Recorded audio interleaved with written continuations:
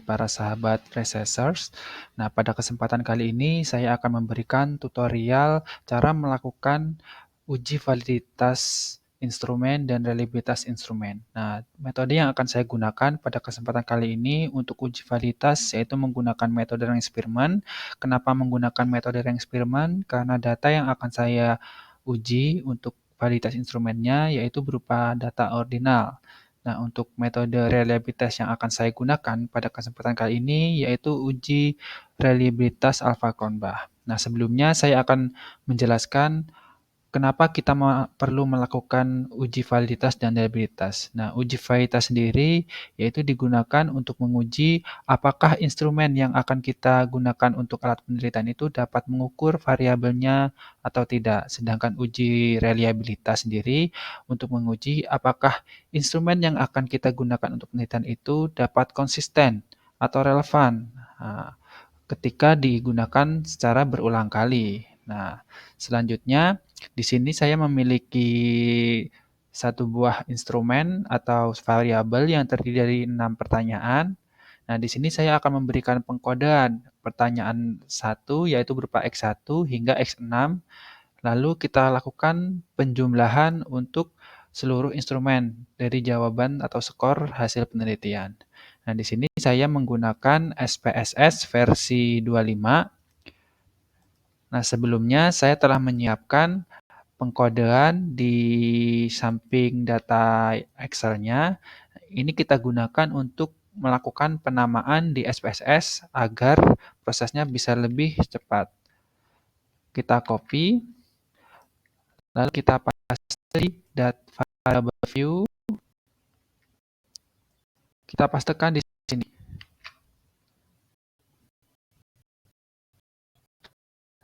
Nah, kita copy data yang ada di Excel sebelumnya yang setelah kita siapkan, yaitu mulai dari pertanyaan nomor 1 hingga total pada seluruh sampel. Nah, di sini saya menggunakan sampel 30 responden. Nah, pada umumnya kita bisa menggunakan 30 responden untuk pra penelitian apabila sampel yang kita gunakan itu cukup besar. Kenapa kita cukup melakukan pra penelitian dengan 30 responden? Gunanya yaitu untuk efisiensi. Ditakutkan apabila kita melakukan pengujian pada seluruh sampel penelitian, ternyata hasilnya tidak valid dan tidak reliable, nah itu akan merugikan bagi peneliti.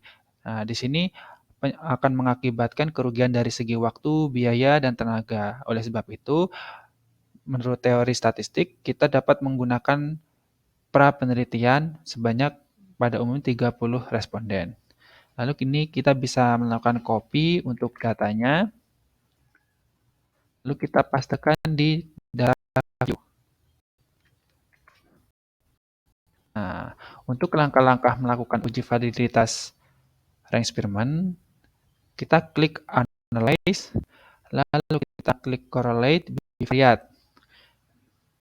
Nah, di sini kita mengkorelasikan masing-masing item pertanyaan dengan totalnya, sehingga kita masukkan item pertanyaan dengan totalnya ke kolom variabel.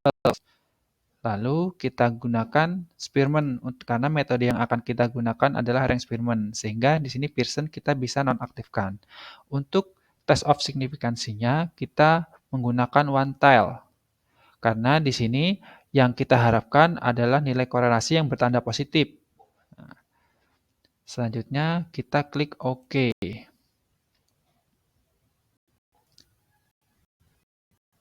Nah, di sini akan muncul output matriks korelasi antar instrumen dan totalnya. Namun yang perlu kita perhatikan di sini cukup korelasi antar variabel dengan totalnya yang berada di kolom paling kanan. Sehingga untuk kolom antar instrumen kita bisa menghapusnya, yaitu dengan cara kita klik 2 kali,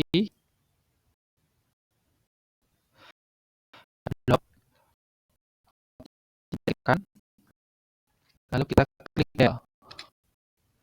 Untuk yang terakhir, kita bisa menghapusnya.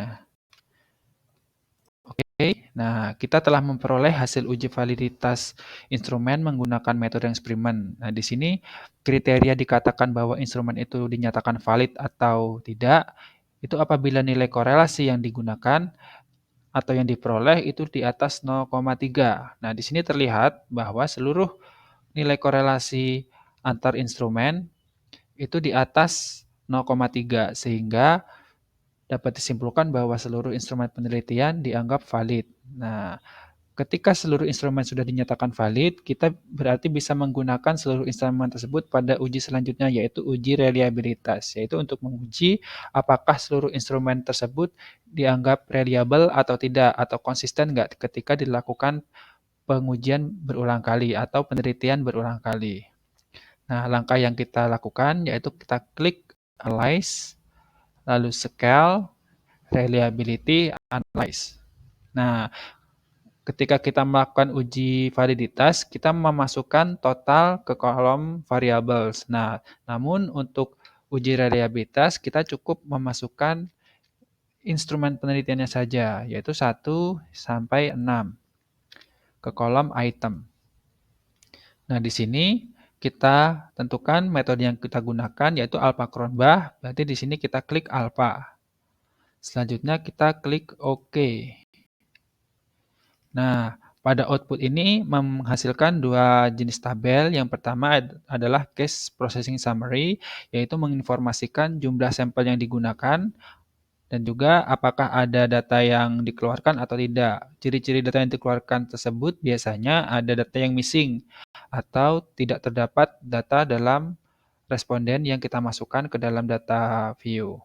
Nah, yang kolom kedua yaitu hasil uji reliabilitasnya yang terdiri dari nilai alpha-Cronbach dan item yang digunakan dalam melakukan uji reliabilitas. Dan sini terlihat bahwa nilai Cronbach yang diperoleh yaitu 0,681. Nah, berdasarkan teori statistik, nilai tersebut dinyatakan reliable karena nilai alpha-Cronbach-nya sendiri sudah di atas 0,6.